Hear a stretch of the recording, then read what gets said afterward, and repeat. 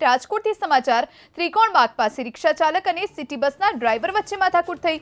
ત્રિકોણબાગ પાસે માથાકૂટ થઈ છે। બબાલ થતા સિટી બસના ડ્રાઈવર્સ હડતાળ પર પણ ઉતર્યા। પોલીસે દરમિયાનગીરી કરતા આખરે આ સમગ્ર મામલો થાળે પડ્યો।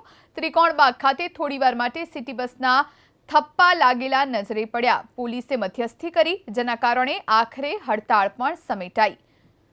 તો રાજકોટના ત્રિકોણબાગ પાસે માથાકૂટ થઈ। રાજકોટમાં રિક્ષા ચાલક અને સિટી બસ ચાલક વચ્ચે માથાકૂટ થઈ। માથાકૂટ થતા સિટી બસ ચાલકો હડતાળ પર ઉતર્યા। બસો બધી ટ્રાફિક જામ કરીને પડી છે। ટ્રાફિક પોલીસ ધ્યાન દેતી જ નથી રિક્ષાવાળા ઉપર।